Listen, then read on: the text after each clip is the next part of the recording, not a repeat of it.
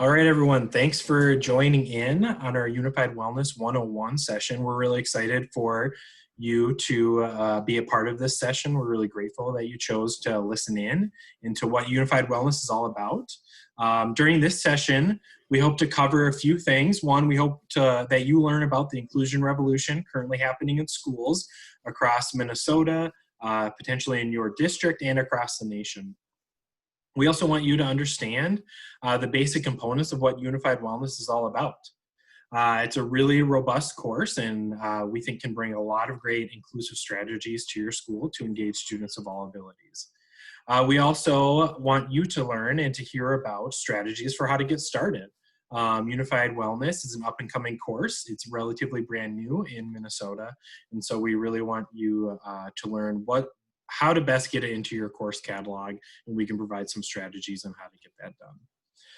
If you want to tag us, it's hashtag Unified Wellness on Twitter. We would love for you to use that hashtag and to show us that you listened in and you're excited about Unified Wellness. So to get started, I'm Nick Cedergren. I work for Special Olympics Minnesota. I work in our schools department, and just really excited again to be here to talk about Unified Wellness. And Tara is also on this presentation. She will also have a chance to introduce herself in a little bit. We always start with our Unified Champion School model. So at Special Olympics Minnesota, this is the model that we like to promote for schools to get inclusive. And this is a nationwide program. Started 13 years ago. It's funded through the U.S. Department of Education. Special Olympics Minnesota has been around for around 50 years. And so our motto for Unified Champion Schools, for the Unified Movement in general, is the first 50 years of Special Olympics was all about access for individuals with disabilities. The next 50 years of Special Olympics is all about inclusion for students with disabilities. And so how we are realigning our organization, a lot of you might think of Special Olympics as that one-time track and field event in the summer for kids with Down syndrome. And we do have that, but we're also much greater than that. And so moving forward in the school setting, this is how we like to promote inclusion, through a Unified Champion School model. There's three components to the Unified Champion School model. One is inclusive youth leadership, one is unified sports, and one is whole school engagement. Once a school has all of these three components within their school, they're considered a champion school for inclusion, and you're going to start to see a cultural shift in your school towards inclusion and respect. And so specifically with Unified Wellness, how this fits into the Unified Champion School model is it's housed under the Unified Sports pillar. And I know that wellness, we know that PE is not a sport, but that's just kind of what the titles are all about and how we use our language. So if you offer Unified Wellness within your school, it's covered under one of these three pillars. If you're interested in learning more about the Unified Champion School model or Unified in general, please reach out to us at schools@somn.org. Again, schools@somn.org. And we'd love to journey with you on your school's inclusive road. So a lot of the times we get asked, why is inclusion needed? Why are we pushing unified? What's the point behind that? And so we have a couple stats that we wanted to share with you. This is a nationwide stat. Students with disabilities are 2 to 3 times more likely to be bullied than students without disabilities. And so that's really important to us. There's also studies out there that showcase that students with disabilities are often told by educators, by paraprofessionals, by administration to not report these bullying instances. And so we can imagine that number being even higher. 1 out of 5 students currently report a bullying issue within their school. That's again, a nationwide stat taken from PACER's National Bullying Prevention Center. Another recent study that came out of Europe is they found that individuals with disabilities pass away 16 years premature compared to the general population. And the study that this came out with did not attribute this premature death to their disability. They actually attributed it to the different systems set up around the individual with the disability. That includes healthcare, that includes quality of life, that also includes schools. And so this is a really big groundbreaking study that came out 2 years ago, again, from from England. And so we really want to take that into consideration as we move forward. Another health-related stat is individuals with disabilities, students with disabilities, are 4.5 times less physically active than the general population. And so we really want to change that by creating these healthy habits, these healthy mindsets from a young age. Another nationwide statistic is that 56% of students in special education spend less than 10 minutes a day interacting with a student without a disability. And so that's a really big number. There's many laws around this that promote inclusive education, that promote 80% of your time should be spent in an inclusive space, but that's not the case for students with intellectual or developmental disabilities. And so these are a lot of different stats. We have many, many more. And so our goal is, by creating more inclusive, more unified opportunities, that we're going to really change these stats and make a brighter future for schools and for inclusive school practices. At Special Olympics Minnesota, we travel the state and work with a lot of different schools related to inclusion. And so one of the things that we like to work with schools at, and that we really find that you can tell what a school culture looks like, is by what their lunchroom looks like. By simply observing where students sit, we think you can really tell how their school is set up. So these are a couple graphics. You may have seen them before, but we want to tie it into a lunchroom example. So I want you to picture what your lunchroom looks like right now, or it looked like last year. Where do the students with disabilities sit? The students with disabilities are represented by the colored dots in this model, while students without disabilities are represented by the green dots. Is it an exclusive environment where students with disabilities aren't even allowed to eat lunch? That's not the case anymore. It was back in the 60s and 70s, and there's a few cases currently in the US, but in Minnesota, there's laws around that. Is it segregated, where students with disabilities might be eating lunch, but might be eating it in a separate space, might be eating it in their classroom, might be eating it in a separate lunchroom, or during a separate lunch period? Is it integrated, where students with disabilities might be eating lunch in the general lunchroom, but they might have their own table off to the side?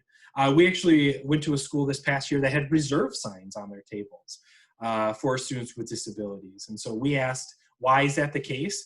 And do you do that for any other student groups? And the answer to that is no, we don't do it for any other student groups. And the reason why we do it is because it's always been done like that. And so that was a really great conversation of why our systems are set up like that. And so our goal is to create more inclusive lunchrooms, where students with disabilities are sitting throughout the lunchroom. They're sitting with their friends. You might not know who has a disability or who doesn't. And so our goal is that by creating inclusive lunchrooms, it spills into the hallways, which spills into the classrooms, which ultimately spills into the community and the school culture as a whole. And so that's kind of our mindset and kind of the why we're doing what we're doing as far as inclusive school programming goes. One caveat to these graphics and related to the lunchroom example that we get a lot is, yes, students with disabilities might need that extra support. So that's why they're sitting in a separated area, which we very much so understand. But we just want to challenge ourselves. The point of this is to challenge ourselves to think more inclusively. So that's the why we're doing what we're doing. Now we're going to talk about the how we're going to get that done. And a potential way to get that done is through unified wellness, and is through adding a unified wellness course in your course catalog. Unified wellness is an approach to improving and protecting wellness for people with and without disabilities. It's a really 360 comprehensive look at wellness and the human spirit. This instruction is very intentional for all students.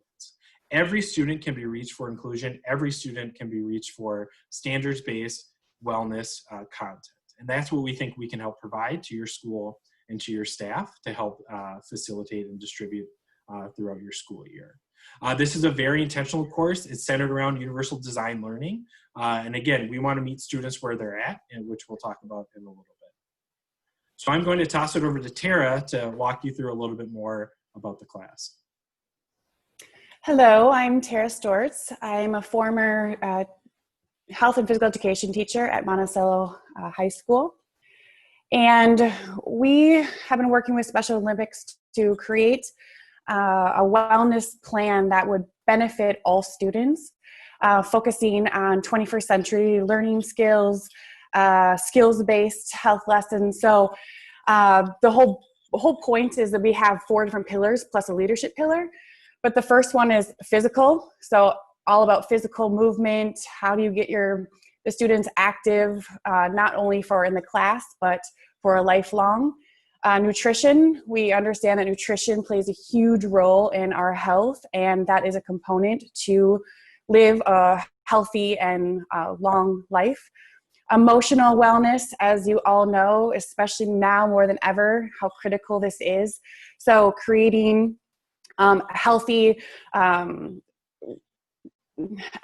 person within their emotions and understanding, bringing the awareness to their emotions, and then being able to work through them with the skills. And then the social piece is so critical. The lack of social, especially when students with disabilities get out of high school, it's pretty critical. So we need to create and allow these students to learn the skills, not just content, but skills based off of these pillars to help the longevity, the health, everything that goes along with students learning and becoming adults. So the course goals for everyone is to increase emotional, nutritional, physical, social wellness knowledge, just like we just got done explaining, reinforce positive habits and reasoning to make better health and lifestyle choices, foster new relationships, friendships, social inclusion amongst the classmates, deepen understanding of wellness strategies to help foster healthy lifestyles, and then the opportunities to improve self-awareness, confidence, self-esteem, and the list could go on and on and on with what this could do for not only students individually, but as a whole, as a movement, as let's create, full kids that can live a really great life. So we are connecting every lesson to a standard, the health standard lessons. So we have created all the lessons create with whatever standard we're working on. And throughout these phases, the next phase is moving them all to the high school standards. Right now they are attached to Minnesota school standards health, and we are trying to make it broader so more students can get the class, get the skills that they are needed. So the course structure, getting into your school, it would be an elective course. They would be transformed to another course. So maybe you already have an existing course that you have right now, where you can take some of these lessons and transform them into what you're already doing. We are wanting to integrate these health programs, so implementing unified wellness with your district's health educational program. So what's going to happen is it could be a course where you could align it to the standards. However, we want to provide you with a bunch of resources that you can take to benefit what you're already doing, because I'm sure a lot of you are already doing really great things in the health classroom.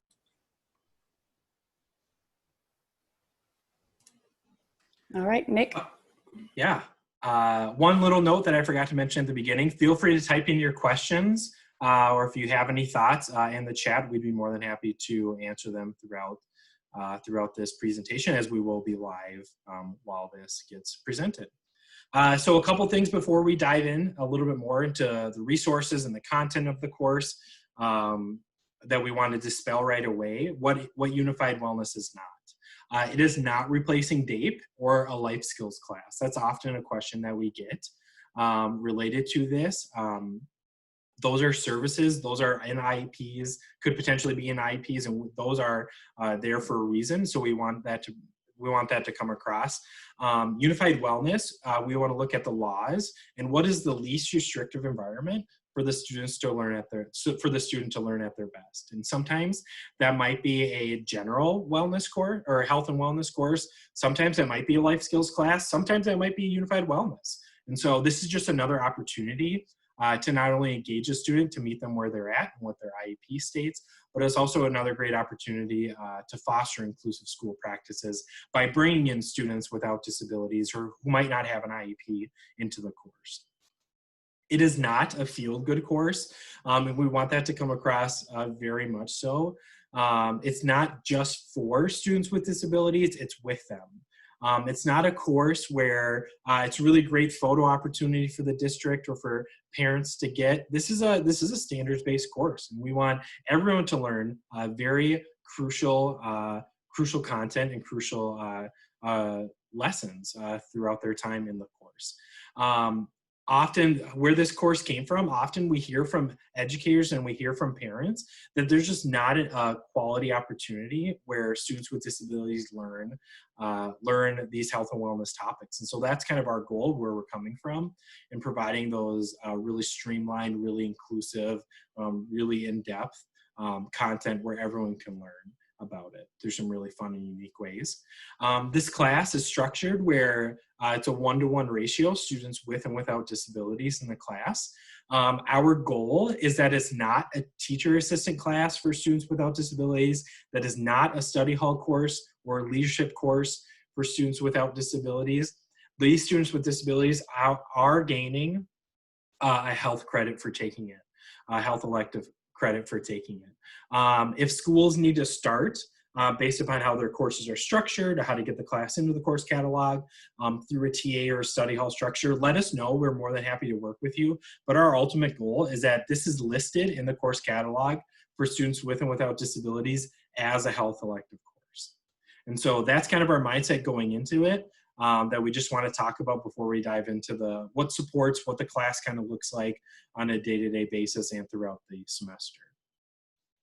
So I'm going to talk a little bit about our resources that we have provided. We have 2 guides that we provide to educators and schools, completely free. They're constantly growing and evolving, and so we're really excited to help promote these opportunities within your school and your school district. So this guide is our Unified Wellness Resource Guide. Very high level of what the course is all about. It introduces you a little bit more in depth to Unified Champion Schools, which is what I talked about before. It gives a really great overview, sample course syllabus, and unit schedule for the course. Again, we hope to spoon feed you how to get this course started. And so you can literally take, we have a sample course description where you can take that and apply it to what your course syllabus looks like, or to get the class into the course catalog. Copy and paste that, alter it if you want, but that's what this guide is used for. It gives you really great tips for inclusion, of how to set up an inclusive classroom environment. This might be the first time that these 2 student groups have ever interacted with one another. And so we want to start from a mentality of inclusion right away. It also provides a sample Unified Wellness lesson plan. One of the great components that Tara mentioned before is those 4 pillars, but it's also student leadership. How can we empower students with and without disabilities to lead this class and to lead the cultural shift within their school? And so there's really great units around that. There's also an opportunity to journal and reflect, which we'll touch on later, and we provide those prompts. A student self-assessment rubric. How do you assess within this class for students of a wide range of needs, whether that's grades or IEP based or whatever that might be. And then there's also opportunities that we list out there for you as educators to get involved with not only within your school, but also in your community, and also with the state as a whole. And then at the end, we also provide a bunch of other additional resources. This resource is located on our schools portal. I will be sharing that link in the chat while this presentation is going. But if you want to view this resource guide, again, completely free, and how to get started, you can go to schools.specialolympicsminnesota.org, and you can navigate on that page to find this resource and how to get started. Again, that website is schools.specialolympicsminnesota.org. I'm going to toss it back over to Tara to talk about the second resource guide, all about lessons and unit plans. All right, so like you said, this is another resource, but it's a unit plan guide that has everything broken down from those components that we just discussed: the physical, the social, the emotional, and the nutritional, and the leadership. So this is just the guide that explains everything. And then we're going to take it, the next slide, we'll take it a little bit step further So the lesson plans that are embedded with each of these, for the emotional, will be healthiest expressions of emotion, stress management, mindfulness, the art of being present, resilience, goal setting, decision making, and healthy self-esteem. So when we were writing it, this could be for an entire unit, and there's lessons for each unit. Otherwise, like Nick was saying, this could be a great resource. So if you're looking for a new way to bring resilience into anything that you're doing, you could take this lesson. Every lesson starts out with an intro. It has the skills that we need to do. It has the reflection piece like Nick was talking about. So everything was structured. So students with and without disabilities, we were very mindful of the range of the abilities. So when it comes to these different lessons, just like anything, you're going to have to adapt them to your own individual students. But realizing that we have thought of the idea of every student being able to do this as modifications. So that was the emotional wellness piece. The nutritional, where does my food come from? What is in my food? A lot of the times we don't even think about our food. We just all of a sudden experience it and eat it. So preparing balanced meals for the week. How do we do that? Balanced eating on the run. We are such a busy society that what snacks, what can we eat as we're always going? What is the difference between hunger and appetite? Because those are two very different things. And then understanding beverage choices. A lot of the times we get all these calories from drinks, and we're not even aware of all the stuff that we're putting into our body. The lessons for physical wellness is balancing, just balance. Eat, sleep, move, and drink. Taking care of my body from the inside out. Alternate fitness options. Movement at school and at home. So being able to do and be aware and have the skills for both. Dealing with illness and the fitness components. The other two are social wellness. So relationships, such a big one, especially knowing boundaries, healthy relationships. What does that look like? School skills, interpersonal communication and relationships, the safe and appropriate boundaries. What is that? Bullying, cyberbullying, and peer pressure, more than ever, because so many students are now being like hybrid or on the computer for social distancing. And so just understanding what that looks like and realizing that it is very present in our school system and in all of social media as adults as well. But learning to be a citizen of being a citizen of the internet. And then the safety perception analysis of social media. And then there's the leadership, which would bring the orientation, inclusive youth leadership, co-leadership, teamwork, advocacy. So as you can tell, there is a ton of lesson plans based around these 5 components to really bring the whole entire child, a whole child, not just specific skills, but really understanding and learning about themselves so they can have a whole and healthy life. So we're going to break down a lesson 2, which is stress management. So this is just an example, but the lesson topic is how do you make stress your friend? And we always think of stress as something that's really scary. But if we can understand what stress is and how we can perceive that as our friend instead of as the enemy, just learning that. So that's like our lesson topic. The target would students be able to identify and express and advocate healthy and positive ways to manage their stress. And then as you can see, it's linked to standards.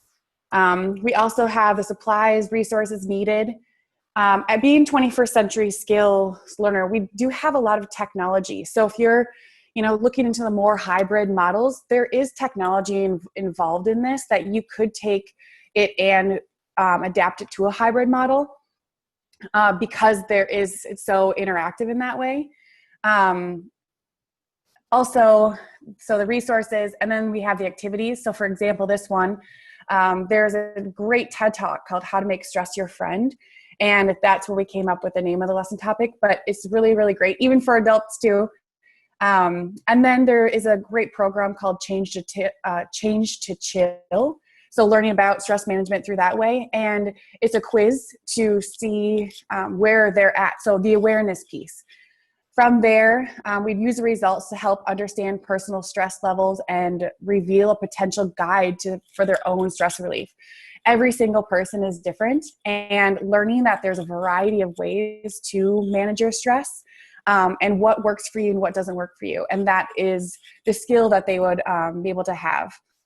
So that is the first part. And you can go to the next slide, Nick.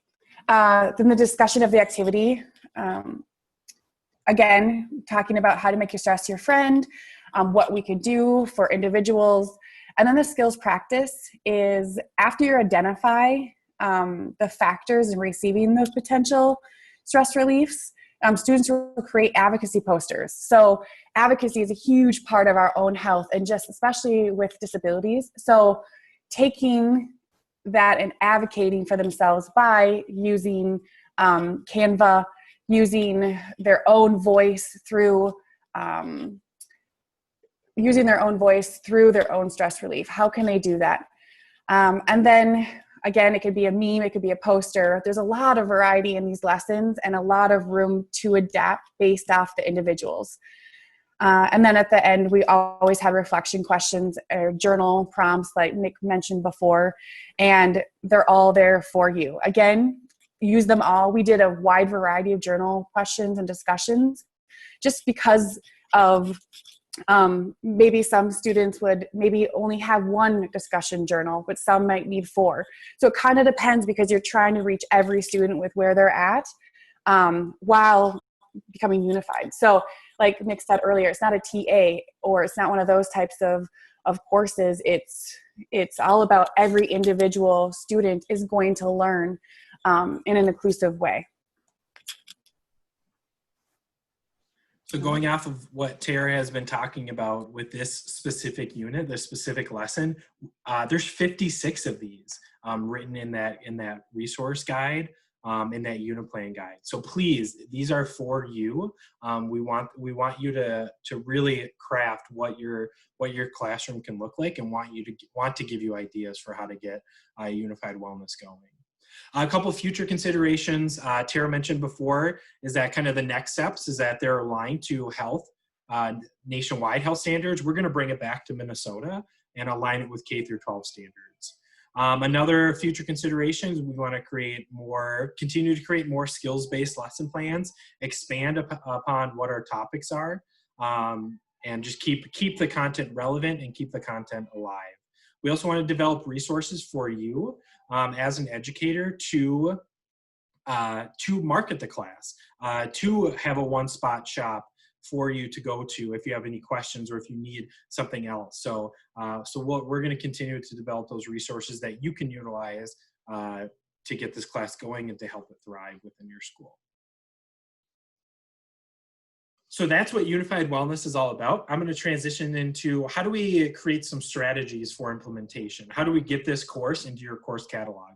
Often in the health and wellness field within schools, new classes rarely, if ever, get added. A lot of schools just have the time, the commitment for their required classes. But because this is an elective class, we want to help you out to get it into your course catalog and to help you put the best foot forward for your district to recognize the importance of this course.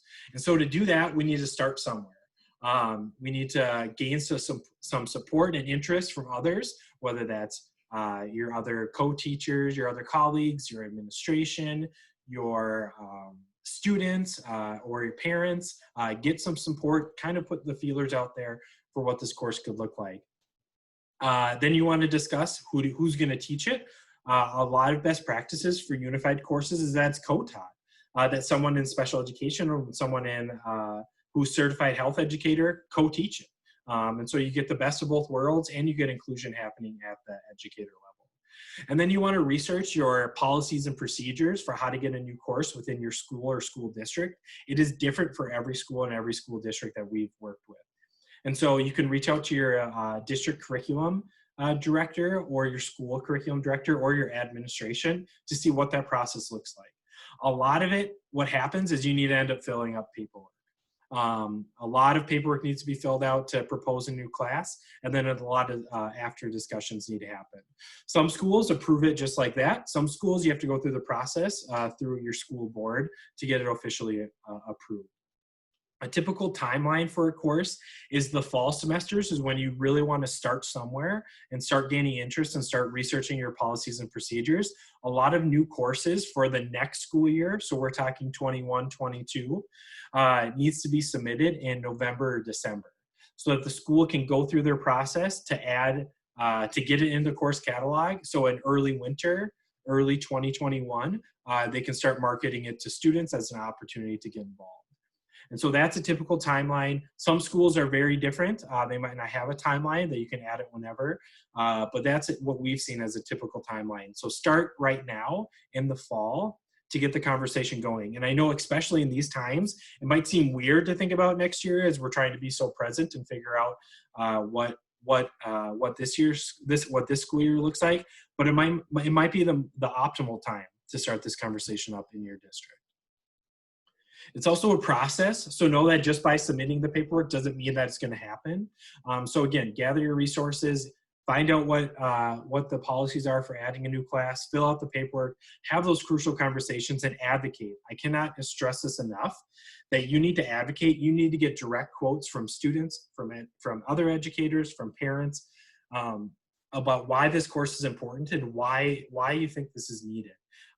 We hope that we figured out the why for you, and now it's your goal. Excuse me, we figured out the how to get this done. Now it's your goal to really promote the why. Why is this important? And then ideally at the end of the day, your course is approved. At any step throughout this process, Special Olympics Minnesota has staff members that can walk with you throughout this journey to get a new course in. And so we want to be there for you. We've worked with other schools to get new courses in their catalog. So please lean on us if you want to. And then after the course gets approved, the conversation doesn't stop. The work on this course doesn't stop. You need to start creating a syllabus. This might be new for some of you who are in the special education field. And so we provide a sample course syllabus for you. What is the unit plan schedule going to look like? How are you going to grade and assess? That's a really big conversation. And so again, lean on Special Olympics, lean on your admin, lean on other educators of what that might look like. You can also lean on educators outside your school who are currently implementing the class. Once you figure out those kind of logistical items, we got to start recruiting students. Because this is a new course and because Unified is often a brand new concept for individuals, you really need to market it in a way where it's not only appealing, but you market it to the right students. If you have future nurses that might wanna take this, future doctors, future healthcare professionals, future teachers might really be interested in this course. And so what a great way to start their mindset out in inclusive health by a unified wellness course. And then you also want to think about, as you're developing the schedule and what the course looks like, what are some opportunities outside of the classroom that you can get involved, whether that's online, in person. How can you make it a really robust and really creative course? A couple best practices from unified courses thus far that we've seen exhibited in schools is starting the first couple days with the class orientation. I mentioned this before, that this might be the first time where your students with and without disabilities have ever interacted with one another.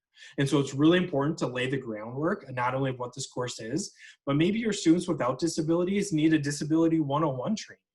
What is autism? What is Down syndrome? What is cerebral palsy? We still get questions at Special Olympics as we work with schools. Can I catch autism? Is it is it a disease? And so those basic questions are still there. So it's really good to educate not only what disabilities are, but also what the expectations of this course are for your students. It's also really good for students with disabilities. This class might be the time where they've been given the most time by students without disabilities. And so really navigating what is the difference between a relationship, boyfriend, girlfriend, partner, versus what is a friendship.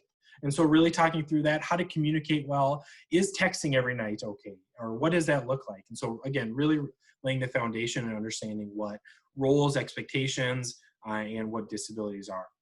Some other best practices at Special Olympics, we utilize the terms athlete, signifying individuals with disabilities, and unified partners as individuals without disabilities.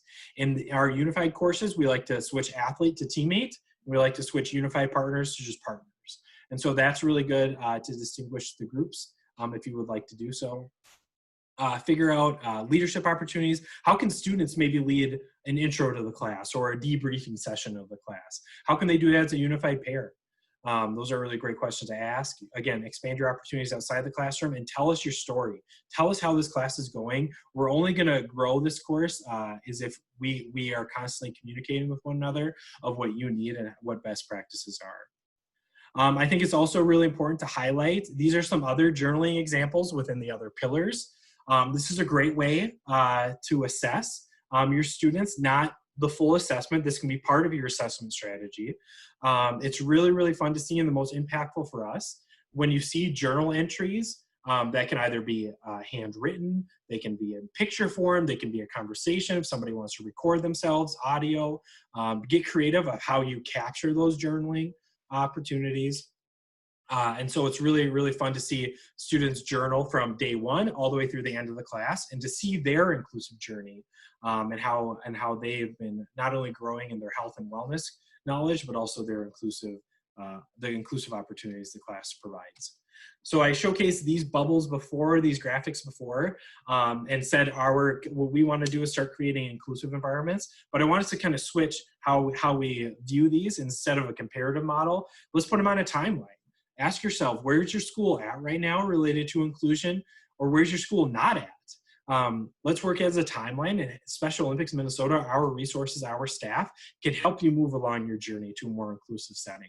We also think Unified kind of takes it to another step, another next level, where Unified brings the mindset that all students are unique, whether you have a disability or not, and that Unified recognizes that. Unified recognizes that everyone's unique, but we're going to work together towards a common goal, whether that's a specific unit, whether that's a specific class project, whether that's let's just finish the class as a whole. We can all do that by leaning on each other and our abilities rather than disabilities. So I'm going to toss it over to Tara to wrap us up with this presentation. All right, so the next steps is reflecting on unified wellness as a whole.